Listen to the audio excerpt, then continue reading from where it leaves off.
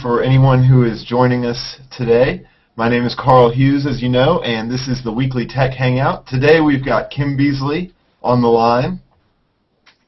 Hi, y'all. Woo! Excited to be here. Kim is always one of the most fun people to hang out with, and so I'm excited to talk to her for a while. We kind of know each other through Google Plus Hangouts, but hopefully I'll be getting to know a lot more about her today in this conversation. So we're really going to be focusing on social media, but before we get started on that, I kind of wanted to ask you a few kind of introductory questions just about yourself so we can all get to know who you are. So give me a short summary of where you're at now and where you've kind of been in your career. I have no idea where I'm at, and I don't know where I'm going in my career. I'm sorry, I couldn't resist. I love that answer. Where am I in my career? I am actually at a point where my career has taken off into a direction that is not only growing me as a person, it's also grooming my business to explode in 2012. Well, good. That sounds very positive, and I know you're a very positive person, so I'm not surprised. So you studied human resources and then got your MBA at Phoenix. And I know that my mom is probably a little older than you, but she went back to get her MBA, or not her MBA, I'm sorry, her master's in teaching when I was in about 5th or 6th grade, and that was really tough for her going back to school. How was it for you, from working, somewhere and then having to go back into taking classes, even though, they're online, it's still a lot of work? Oh gosh, it was extremely hard because I actually had 4 years of computer science and decided to quit. Literally, I had maybe about a semester and a half left, and I said, computers is not for me. I'm switching. So I went to corporate America for 10 years and worked, and where did I end up? In computers. Of course. So I got a bachelor's in organizational development, which allowed me to work with technology and people and manage them. And then I got a MBA in e-business, which actually allowed me to go to the next level of helping people develop their own business online. Mm-hmm. So, yeah, tell me about what an e-business program means exactly. I mean, you obviously are a computer person, but what does that mean to people who maybe aren't and don't quite get that term? Well, way back when I was in school in like the early 2000s, to have a business that you operated online was kind of unheard of, and people thought you were a little bit crazy to say, I'm working from home. Mm-hmm. And I had many people say, you need to get a real job. And yet I was making more than them. And the funny thing is that with e-business, it's just basically electronic business where you're doing business online. And the degree program not only taught me the basics of developing a business using my MBA knowledge, but it also gave me the real world skill where my last class, I had to develop an actual plan for business. Mm-hmm. And then I had to implement some of it to test it to make sure it would work. And actually it was the business plan for my own business. So it was a really great experience for me. Yeah, no, that's really cool, especially that you actually used it for something you're now doing more or less, So you live now in St. Louis, but I don't know where you're from originally. So are you from St. Louis, or have you moved around? Well, you can't really hear my Arkansan accent because I have a tendency to hide it, because most people have a hard time understanding me when I talk my Arkansan accent because I slur my words. So I'm from Arkansas, Little Rock, Arkansas, and yes, I did clean up my little bit of southern accent so that you could understand me better. Be proud of it, Kim. It's okay. I am very proud of it, but, it's so funny. I developed a habit of enunciating because people could not understand what I was saying when I slurred my words, and occasionally I might slip back into that Arkansan accent, but Yeah, I have a tendency to enunciate so you can understand me. It's probably a good thing to pick up. I know I've kind of had to hide my southern accent at times, so I understand. So on Google Plus, you say that you like cooking, and I love cooking, so I have to ask you about cooking for just a minute, and we'll try not to get sidetracked for too long because I know that our audience members may not care to hear about us talk about cooking. What do you love cooking the most, and how long have you been doing it? Woo! I've been doing this since I was knee-high to a frog. I grew up cooking at my mama's knee, and I love to cook soul food. I love to cook Cajun and Southern, but my favorite all time is Cajun. You know, with a little bit of spice. You know, I cook some etouffee and some jambalaya, and you know, just and some gumbo. I love spicy foods. It's my favorite thing to cook and eat both, so I'm with you there. I actually don't do as much Cajun, more kind of ethnic stuff, but either way, it's delicious anyway. So, so did you ever think about going into like cooking or the restaurant business professionally? Was that ever a thought? Yes, actually, I used to do a cooking show with a couple of other women where we had an on-air cooking show, and people would cook a meal, and we would have conversations and discussions. No longer part of that, but I do love to cook, and I actually am planning on having a cooking show as part of my network that I've started up. It hasn't evolved yet because it's still in the works. Yeah. Well, that's exciting. If you do have a cooking show, I want to be on there sometime to cook something because I love it. I love doing it, or at least to watch. Let me watch and taste. Well, you have a seat in my cooking show for sure. The Food Network is almost the only thing I watch besides the news if I ever watch TV, which is rare. So. So, are you a hidden foodie? I am a hidden food. The other day, my influential things on Clout, food just popped up, and I was so happy. I was like, yes, it's finally coming. But okay, anyway. I have to ask you. I need to know. What is your favorite show?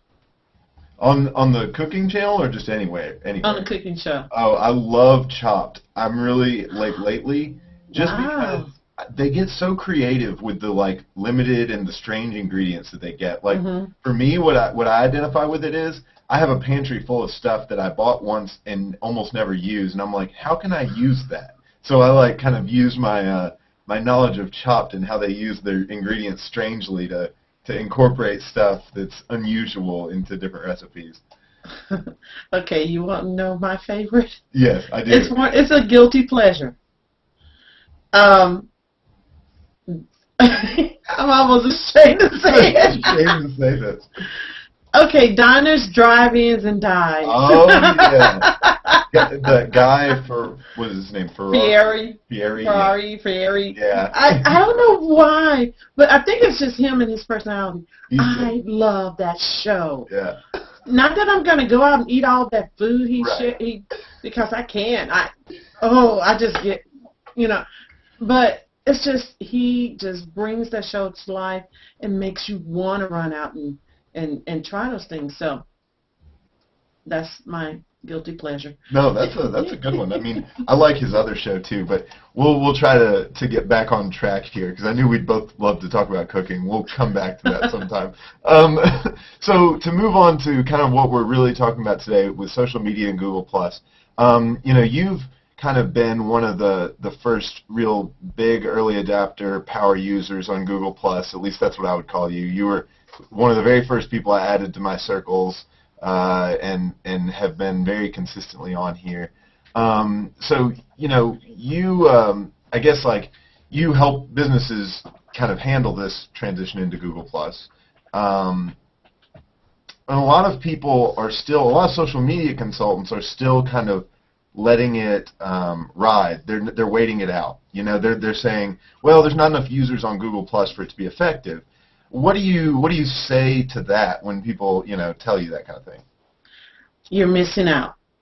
There are people I have been trying to get on here for a long time, and You know, I've been told different things that it's just like Twitter, it's just like Facebook. What's so different about it? And social media experts, people who call themselves social media experts, are missing out on a great opportunity to not only help their businesses brand themselves, but it also affects search engine rankings now with the way that Google has integrated Google Plus results into the search engine results. So what are they missing? They're missing out on a vital piece to having success in social media. So, kind of with that, do you still use the other social networks a lot yourself? Oh yes, I'm on Facebook, I'm on Twitter, LinkedIn, YouTube. Yes, I'm on a number of social media websites, but yes, I still use them every day. Yeah. So it's just, it's almost, I guess what some people find is hard is that they've got a new tool that they have to learn how to use and then start using it effectively and regularly. Has there been anything that you've kind of told people that would help them make that transition into Google Plus? Yes, I actually have a membership website, and I also have e-course that people can actually go through. The e-course will help them learn the basics of Google Plus in 5 days. And I tell them, first of all, when you sign up, it gives you the opportunity to add your profile picture. Add it. It gives you the opportunity to add information about yourself. Answer the 5 W's: who, what, why, when, and how. Yeah. What? I forgot one. I put 6 in. 6. Answer those questions. Feel free to be personable in your profile. Connect with people. Comment. Don't just push information out. Connect, engage, and build relationships. That's about it. And the thing is, all that takes time. And so what do you, for a lot of clients, they are maybe, if they're maybe small or mid-sized business owners, they might not have a person dedicated to social media. What do you kind of encourage them to do? Because I think that's the biggest problem I see when I talk to people about it is they just don't have time, or they don't, want to devote time to it. Well, basically, it's simple. Make sure that you have your profile set up, and then they can spend a few minutes a day, maybe an hour a day, if not that much, at least 30 minutes a day, where they get on Google Plus and they can check out what others are sharing publicly and comment, like, reshare, get in the stream of people who are industry experts in their niche and in other niches. Because when you start getting in their streams, people start seeing you, they want to connect with you. And the most important thing, Hangouts. Well, good, because that's what I was going to talk about next. So I saw, and this is not necessarily the Google Plus Hangout, but I saw on somewhere that you got to attend a real-life Hangout with Sarah Hill, who is probably the best-known hanger-outer on Google Plus, I would venture to say. She is for those of you who may not know, she's a journalist. She works at, and I can't remember the TV station. Do you know? KOMU. Okay, so she works at KOMU, and she basically has really taken advantage of Google Plus. And if you don't know her, look her up. Her name's Sarah Hill. She'll be the first thing on Google Plus that you see. But anyway, so the point of my question, going back to that, was what advice, do you give to journalists, especially, and news producers who are thinking about how they can use Google Plus? It's interesting you asked me that question because I actually contacted my several of the local news stations here, and I let them know who I was. I sent them links to videos with Sarah and what I'm doing with her, and I have not heard back from them, and that saddened me because this is an instant way for journalists to have on-the-spot journalists without having to send out a truck, without having to expense flying people anywhere. You have people who are locally who have the talent to report the news. They can go out and report it. It's a really great way to bring the world into the newscast, to make it live. One of the things that Sarah has really gotten into is connecting with people that she didn't even know from around the world. And she does that daily on a 3:30 hangout where she opens it up to the public just so she can find new people that she can connect with during her live hangouts, during her newscast. Yeah, and I wonder, at least here in Knoxville, I know that Google Plus still isn't big enough that any news company would probably ignore ignore it if I told them the same thing. But I do think that they're missing out big time on connecting with real people, like that. So I think that's a really good point. That same principle, though, does that also apply to businesses? I mean, obviously, it's pretty similar, right? If I can get a business hangout and talk with customers in real time, that's a pretty big deal, right? It is. One of the first things I tell people, if you're going to brand you and your business, you need to, first of all, have a personal profile and a business page. And then, secondly, when you go in Hangouts, don't hard sell. If you go into a Hangout and you're like always talking about your business and boom, boom, people are going to get tired of it. You ask others, what are you doing? Engage. Okay, you've connected with them when you go in the Hangout. Engage with them. Ask them, okay, what do you do? Where do you live? Find out more about them. Yeah. Then you can start building a relationship. And you never know. They may become your warm market where they will refer you to other people. And that's what happened with me. Yeah. I have received a lot of referrals. I don't go into a Hangout and say, hey, I'm social media queen, or I'm social media expert. That can get tiring. Oh, yeah. I go in just to connect and hang out. Well, it's like if you walked into a room full of people you didn't know and said, hi, I'm Kim Beasley, I'm the social media queen, I'm the social media queen. Yeah, no one would invite you to parties anymore. No. It's about connecting, engaging, and building relationships. The CER method is what I've been teaching businesses who want to get on to G+.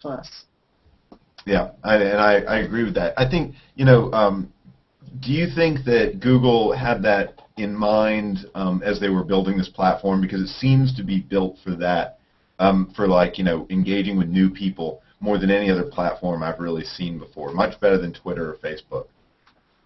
I think Google had in mind that they wanted to give their target audience more than just a way to push information out.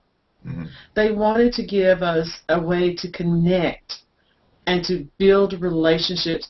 That's why they came out, I feel, with the circles. Because if you look at the logo for the circles, they're intertwined. And you have one kind of sitting out there, but you have two that are intertwined. And that's what it's about, building relationships and connecting with people and bringing in people from the outside. Some people have gotten on Google Plus and left the other social media networks. I do not knock them for that. That's a personal choice. I personally believe that we need to bring people from the outside in. So that's why I'm still active on the other social networks. And I share links to my posts that I create on Google Plus, on Facebook, on Twitter, on LinkedIn, and I bring people in. Yeah. And that's what it's about, bringing people in and connecting people. Yeah, and I think that's funny because what I've been doing now, I've pretty much stopped using Twitter unless somebody messages me and then I reply, which, for better or for worse, it's just I get a lot more engagement on Google Plus, so I post here more, and I'll post links out on Twitter, and those get a pretty good engagement rate even, which is funny, but I think it is showing that people are clicking through and reading on Google+, and even if they're going to respond on Twitter, whatever they want to do, I guess that's fine, but it's funny. So about Hangouts, in continuing that, who are some really, do you have a list of people that you just absolutely love joining their Hangouts or watching them when you get a chance? Besides my weekly hangout, of course. Oh, see, you're going to make me get in trouble. Oh, okay. I'll name a few. I'll name a few. Name one or two. Okay, I love hanging out with Macalo Medina, who is a newscaster out of L.A., and he's with the NBC network there. And then I love hanging out with Tashaka Armstrong, who is another newscaster in L.A., and he's with the Fox network. Coach Seal, who just started an online dating show on my network. Gosh. Oh I know gosh. you're going to forget people. It's okay. Chris Perillo. I love Chris. Yeah. Is so unpredictable and so exciting. You never know what he's going to say, but it's always funny and he's always educational. You know, regardless of all the crazy stuff he does, he always teaches you something. So I love hanging out with Chris. Well, and I think that's something I've noticed about the Google Plus community, or at least the people I've circled, is that, yeah, they have fun, but there's also a lot of really informative things on here, as opposed to my Facebook stream, which I could say is probably a little less intellectually stimulating. We'll put it that way. You know, have you found that too, or is this just to me? Okay, do I have to admit it on air? No, just kidding. Yeah. No, just kidding. I have found that Google Plus is more responsive to the same posts that I will put on other networks. Mm-hmm. I don't know if it's because I'm more active on Google Plus, but it's always been like that. When I put something on Facebook or when I put something on Twitter or LinkedIn, it's there's like a slow response rate. But when I put something out on Google Plus, it's like boom, boom, boom, boom. Mm-hmm. Right away, people are liking, commenting, sharing, you know, and I love that about Google Plus. Yeah, no, I think so. And, you know, back to the Hangouts again, if you're a person or a business doing a Hangout, I mean, there are things, I mean, you have to realize this, is if you post a public Hangout, there are slight risks involved. Now, I haven't had any real trouble like some people have told me about before, but I've stopped posting as many public Hangouts because it sort of gets messy. Is there anything you'd warn against, you know, when doing a Hangout? Of course. Always be aware, and I'm glad you brought up public Hangouts. It's occasionally it's okay to have those because you want to meet new people. Mm-hmm. Just understand that when you open it up to the public, that you could get people coming in their birthday suits, or you could get people coming in loud, obnoxious, and at the same time you can meet some really great people.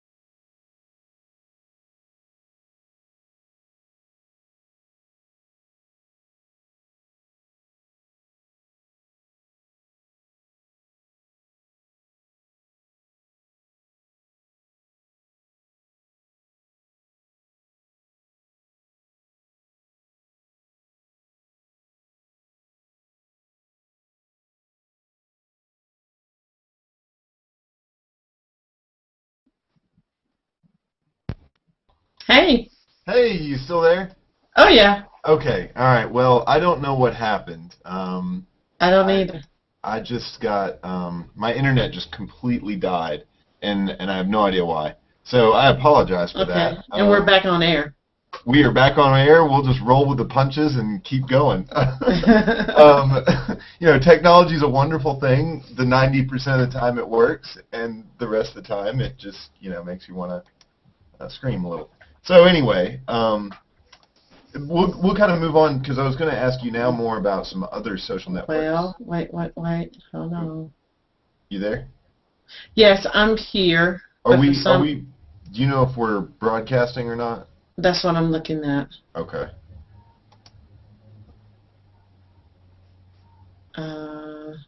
If we aren't. Okay, we're broadcasting. Okay. Okay, cool. I think we're good. Yeah.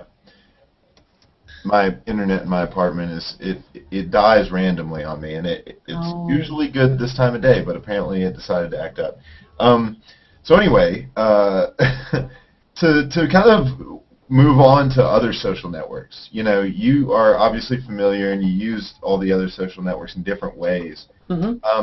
You know, a lot of people though are kind of speculating that Google Plus may or may not be a Facebook killer or a Twitter killer or whatever.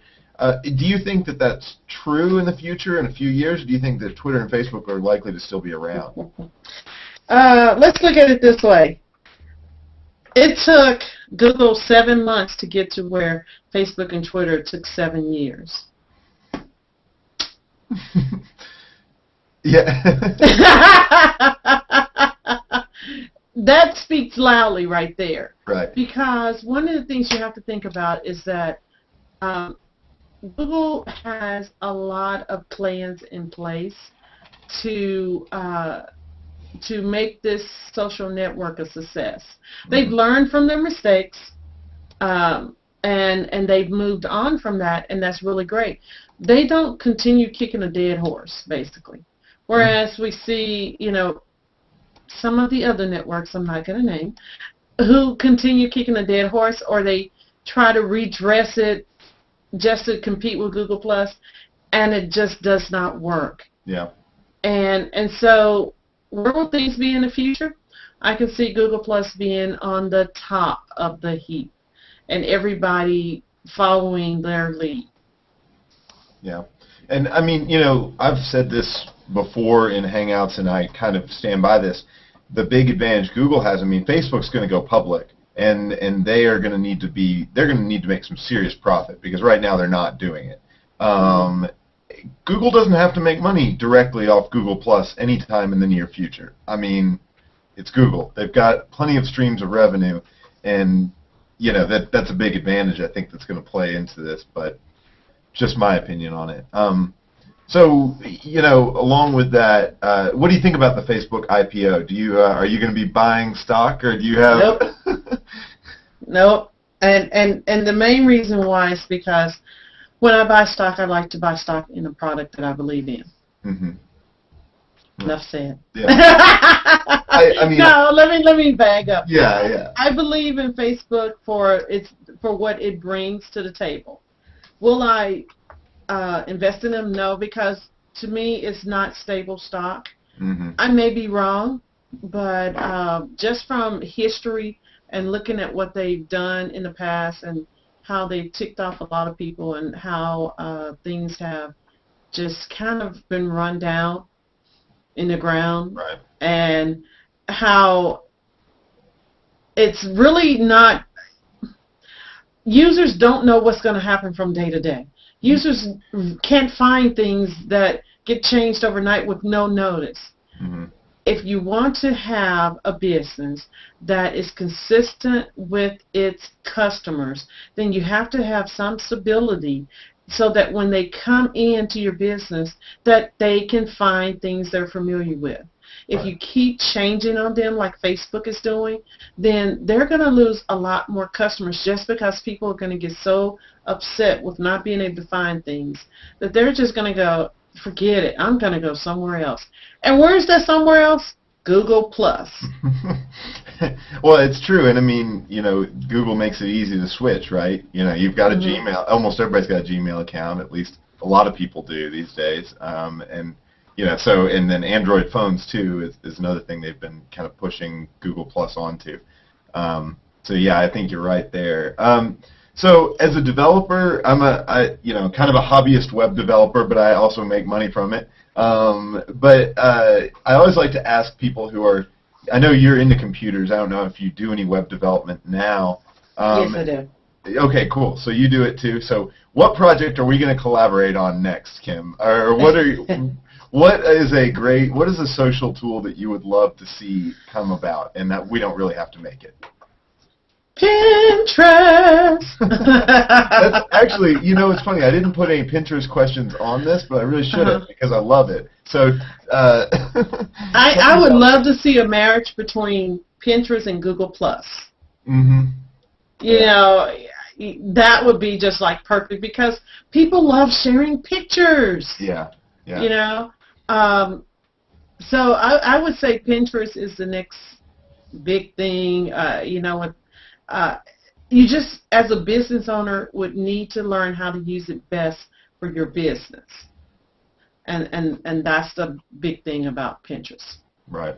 Yeah, and I'm still playing around with it a lot. I see how it's kind of cool to use, but I haven't figured out a good way to use it like as a professional building tool or as a way for a business to communicate things. Not in every business. Some businesses are doing really well at it, but I guess it varies. So I also want to, kind of as the last section of stuff that I really have written down, talk to you about becoming an entrepreneur, because that's something that I have a strong bent towards, and so I wanted to hear your story in a way. You've been self-employed, I think, for over 10 years. Is that right? Yeah. Well, 1999, 10. Yes, over 10 years. Over 10 years. Ooh. So, tell me about why you started off in your own business. Was it just did you get fired? Was it convenience? Was it? No, I was actually in corporate America, and I worked as an employee, and then I caught the consultant, bug, and left my full-time 5-year tenure job at a major telecommunication company as a project manager, and went out on my own as a consultant and started making a lot more money.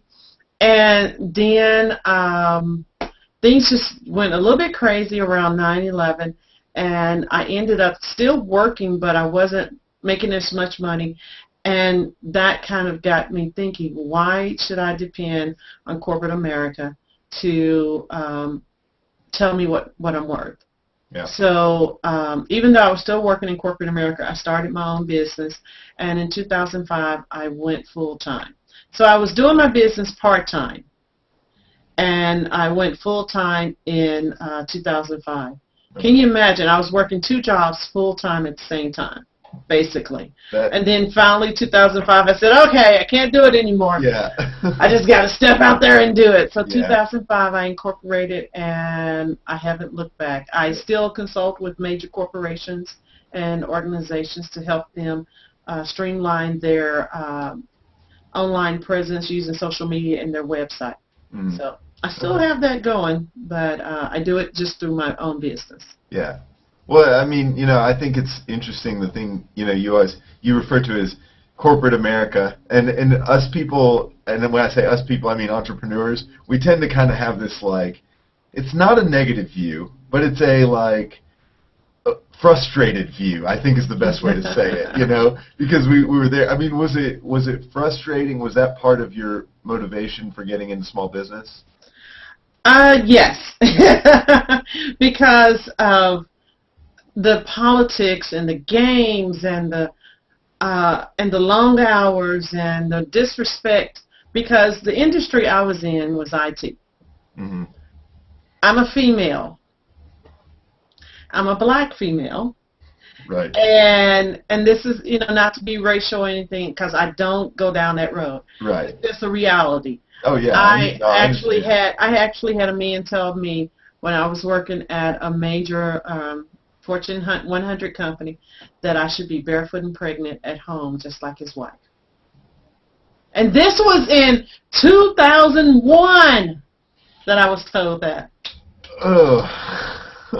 It's amazing because I've seen that kind of thing. I think in the last hangout we were in, I talked about with a couple young women who are in technology, and they were telling me about how it really does, it happens all the time that people say, oh, it's just that girl, or whatever, when referring to them and not taking them seriously in the corporate world. And I've seen it too myself firsthand, and I think I'm amazed that it happens the way it does. But there's something to be said for getting out while you can, And I got out while I could, and I love the fact that I got out because I am my own person, and I have been able to really express myself as a business owner and to help other business owners find their voice online. So I really love what I do.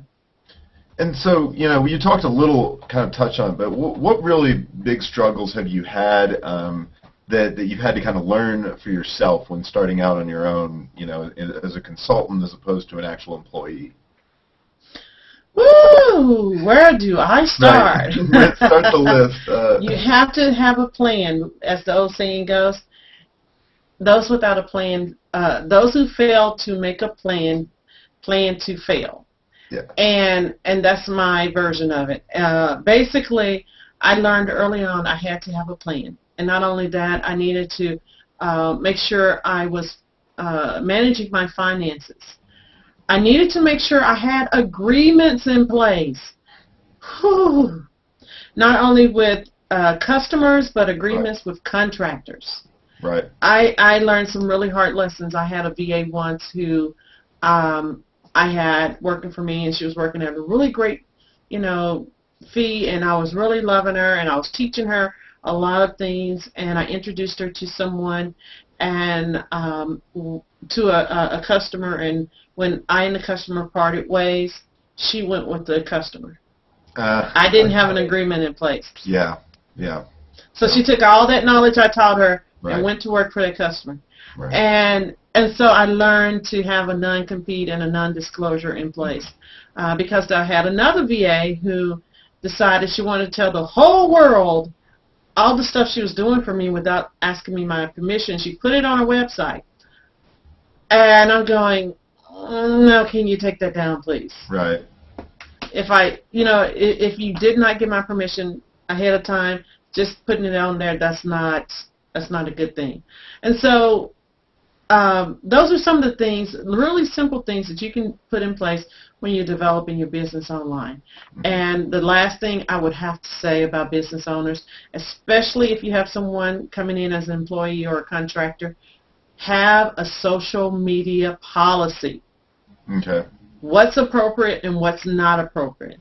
It's very important. If you don't tell them what they can and cannot do on social media, then Right. you're going to have a problem if they do something you don't want them to do. Yeah, yeah. I think that's a good point. And I think that a lot of people who are entrepreneurial like to just get out and start doing things, which is good.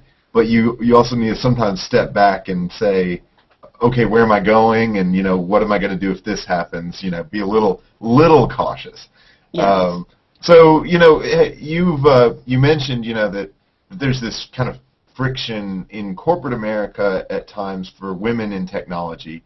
Have you seen as much of that as a small business owner, or are there times when you think you've been discriminated against because you are in a minority group as a small business owner? Does that actually? Have you seen that firsthand? Does it happen to you? Unfortunately, yes.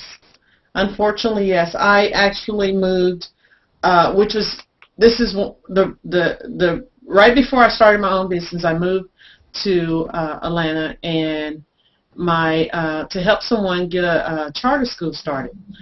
And basically, in a private meeting, she was told that it would never happen, that her charter school would not take off. And they said, and if you try to say we said this, you have nothing to prove it. And so, yes, I've witnessed it as a small business owner. And so when I saw that happen, I said, no more will anybody dictate what I can and cannot do in my business. I'm starting my business. So that was like 2004 when it happened. So 2005. And when I say start my business, I mean I decided to go full time in my business. Right. And then there are times when that are really great for a small business owner, where you can really connect with people. And having a smaller size business, that means you don't have as many accountability things you have to deal with as, like a corporation. Mm-hmm. So you can make decisions quickly. You can get in and get things done quickly if you have things planned and in place to do that. Yeah, and that's a good point. So the other thing that I was going to kind of talk about on that is, did you have a mentor when you were starting out, or did you have a kind of a more experienced small business owner that you talked to, or a few of them? We tend to network because I know we're both networkers and that we like to meet people. So I'm sure you did. But was there any advice or any specific people that kind of reached out to you to help you? Mm-hmm. One of the first people one of the first mentors I can say that I had. He continues to be my mentor and has taught me a lot, and that's Alex Mendozian. He's the first one that I really trusted. you know, so I learned a lot from him, and then there have been others like Chris Perillo. I just recently connected with him and started learning from him. I would say that I have some personal mentors too. Mm-hmm. I have personal and business mentors because I found when you have mentors in both areas that well, not just those two areas, but I have other mentors too. But when you have a mentor in all the key areas, that you keep a balanced life. Mm-hmm. Because not every mentor can see every picture of your life. And so I have some that are just personal mentors, and I have had one personal mentor with me since about 10 years. And she is really awesome. Her name is Pat. And she's not a real online technical person like that, but she is a tech head because I have her addicted to the same phone that I have. And which phone is that? HTC. Okay. All right. So I did get her addicted to technology. I apologize to her all the time, but she'll come over sometime to my house and we'll talk tech. We'll pull out our phones and we're playing with them. Oh, do you have this app? No, do you have this app? Literally. And so I think to keep yourself well-rounded, you need to have mentors who can help you see the blind spots in your business and in your life. So have you, I think we both definitely see the value in having a mentor. Have you gotten a chance to be one for anybody yet? Do you have kind of some people you're bringing up? I know I've seen you at some hangouts with some young girls watching Twilight. Are you a mentor to anybody? Oh gosh. Okay. That's Sarah. No. Back in November, Sarah had a big event at her home where she invited 200 and some people, yes, to her home, and all at once. And we had a mock wedding between the two main characters, Belle and Edward, and we had some guys there who would dress like the wolves. They had on blue jean shorts, no shirts, and this was in November. And so we acted out the whole thing, and then we went to see the release of the latest Twilight movie. And so, yes, I was hanging out with the teenagers, and there were a lot more adults than you would think.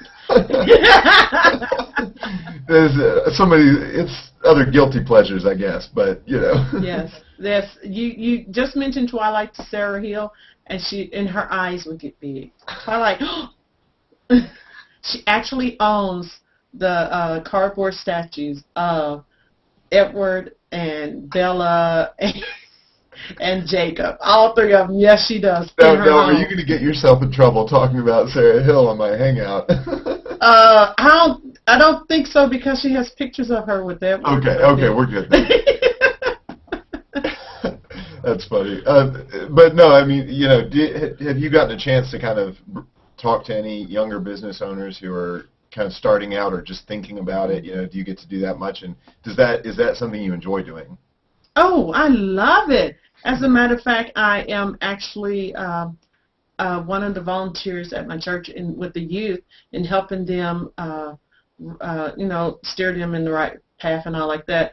And I love talking to young entrepreneurs because they're so full of life, and they're full of all these really great ideas, and just helping them harness that energy and helping them direct it in the right way. There's one young man still in high school, and he has a major influence in the news industry. And he's on Google Plus, and I'm constantly, picking his ear and talking to him, and because he's very intelligent, he has a bright future. And the biggest thing that I can see for him is making a decision where he's going to end up when he goes to college. Yeah.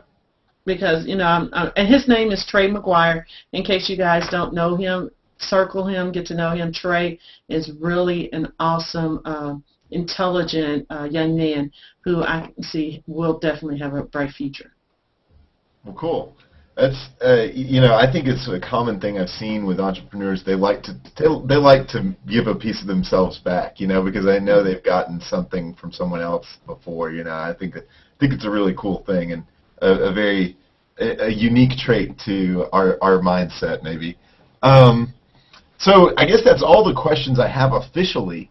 You put up one question in the group chat that we can talk about, and then I think we have some comments coming in that we may want to see about.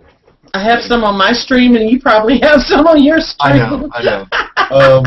Are there? A lot of these are just kind of commenting on what we're talking about. Have you seen any good questions you want to kind of address? Or Sure. We have one from Aaron. And Aaron, please forgive me if I kill your last name, Kirkendall. He said, I think some people, when they first get on Google Plus, feel overwhelmed. The young can tell it like it is.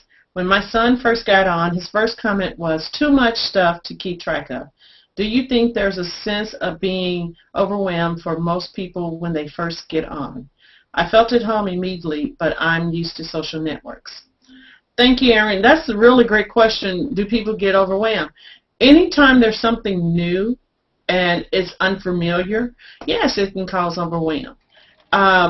The thing is taking it bit by bit, little bit by little bit, not trying to jump in and take it all on.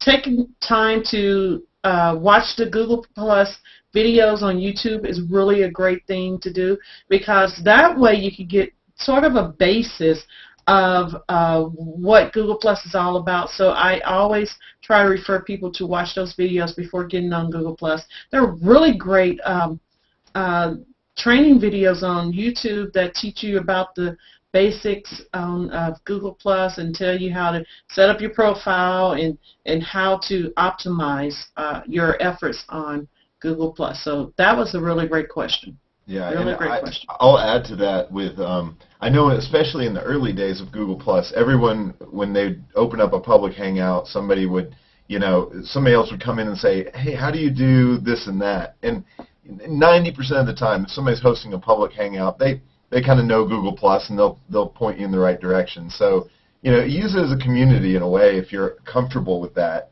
But I think you're totally right. Their training kind of videos online are really, really good for that. And managing your circles helps a lot, especially with getting too much stuff in your stream or not enough. I know that that latest thing they have with the slider for how much each circle shows up, I love that. I love that. Yeah. So thumbs up to Google. 2 thumbs up for that one. We appreciate that one. 2 thumbs. 8 fingers, Yeah. Woo! Happy dance. But that's such an interesting. I thought it was interesting they went that route instead of Facebook's route, where you just don't see people all of a sudden. It's like I like this because I get a little more hands-on choice. I think it boils down to the control. Facebook wants to control a lot of what you do on Facebook. Google Plus just letting it all hang out, They're letting you take control over. And I think that's the biggest difference between Facebook and Google Plus. Google Plus wants you to be involved with the whole process. Tell us what you're wanting. Tell us what you need. A lot of the changes that are in place now were not in place when it first started. And the changes they've made over the past few months have really improved the infrastructure of Google Plus. I can't say that about Facebook because, the number of people who are leaving it, and I think one of the comments, Facebook is too volatile, was made by Omar Rashid. And then Aaron, again, he made a comment that Google Plus won't be in anything killer. I think it will attract a certain crowd as it does now, but slow and steady. And I can't stand Facebook. Left it after a week. I'm fairly certain I'm not an exception. Now, there are people who have on their Facebook profile a picture saying, I've left Facebook, or I'm over, find me over on Google Plus, Yep. And it's funny, I did that for a while, and then my latest job, I have to manage the Facebook page quite a bit, so I started getting back into it because they wanted, a Facebook presence, and I was like, oh, darn it, I got to go back to that, you know. But anyway, I've had to get myself into it a little bit, but I thought let's see here. We got some questions going on and most of them are on your stream. I have some comments on mine, but not as many questions. The Timur Omar Rashad, he just asked another one a while back that we kind of touched on, but what's the main advantage of Pinterest? So Pinterest is a really hot topic right now, so let's talk about Pinterest. I know we could talk about Google Plus all day too, but you know, have you been you said you've been using it some, right? Yes, I just got into it and started using it, and learning the things that work and don't work. There are really a lot of great articles online that can give you some tips on all the different things you can do to use Pinterest for your business. There is an article on Inc.com, and I'll share this real quick, that gives you 9 tips. And one of the first things that it says is you have to spend time. And then next it says keep it simple and connect your physical presence with your online presence. Those are the first 3 tips, and there are really others, but those 3 are true with any social media network. Yeah. Spend the time, keep it simple, and connect your physical presence with your online presence. Yeah. And if you can do that, that will help you be successful on Pinterest, or any network. I agree with that. I think it's just a visual form of expression almost. I mean, you know, people are looking on social networks for self-actualization. You know, I'm sure you went over the hierarchy of needs in business school. You know about all that stuff probably more than I do. You know, people are looking to feel like this is them captured online. And so Pinterest is, you know, looking at it from a business standpoint, don't look at it like you're trying to push your product out there or you're trying to sell something. Look at it like, how can your customers self-actualize through your pins? You know, and that sounds very like, it sounds a little silly, but it's true in a base sense. So, you know, I have people have been following me and connecting with me just because of my Google Plus pictures. Yep. You know, I'm posting on there. I haven't posted all of them. I need to go back and do this. All the different hangouts I get to participate in, where I get to meet all these different movie stars. And so, you know, real simple, when you put a picture on Pinterest, use keywords that you want to be found by for your business. So I've had people following my Google Plus board just because it has Google Plus in it. So I have 2 of them. I have 2 Google Plus boards, one for Hangouts in real life and one for Hangouts online. Yeah, that's. I hadn't thought about SEO with Pinterest. And do you know anything? Have you gotten into that any? Have you read anything about that? Yes, actually, there was. I'm trying to remember the article I read. One company showed statistics that they were driving more traffic to their website from Pinterest because of the way that the pictures they're posting and how they are incorporating their SEO or their keywords into what they're posting. I will have to find that article and reshare it. I shared it ages ago. Yeah, I was going to say I saw something like that at one point, and I haven't gotten into it as much. And then now today, all I'm seeing are how people can get sued with Pinterest in my Google Plus stream. But oh yes, most definitely, most definitely. I think with Pinterest, you just have to be very careful that you're not using copyrighted information or copyrighted pictures. Right. That's the biggest thing that you have to be careful of. And you have to be careful of copyrighted pictures anywhere on the internet. Yeah. So it's just not Pinterest. It's anywhere on the internet. So don't go out to Google and pull a picture from there and post it in your blog post. Right. And claim it as yours. No, don't do that. Right. but it's interesting that like people people all over of any age actually don't really know that. I mean, you know, they don't equate, for better or for worse, they don't equate what you post online to what you would put in print. You know, like it's pretty obvious that I couldn't print my own little daily newspaper that had pictures I stole from people. But for some reason, it seems okay to do it online. And I think there's a big training that needs to happen there, or maybe the rules need to change. I don't know. That's another discussion entirely. I think there was one more question I wanted to. Okay. If you've got another question, we can do one more and then. Yes, there was one more question from cool. Kate Shaw. She asked, what are some good ways to drive traffic to your Google Plus business page? Good question. If you do not have a Google Plus business page, I would highly suggest that you create one if you're trying to develop your presence online as a business owner. Because as you share and you connect with people, then you have a really great chance of branding yourself on Google+. You can drive traffic by when you share content on your business page, reshare it through your personal profile. You can like what other people post as your business page.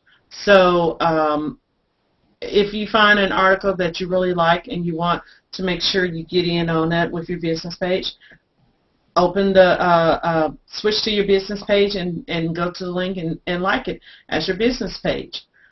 Circle people and interact with them as your business page. The more you get your business page out there, the more that your numbers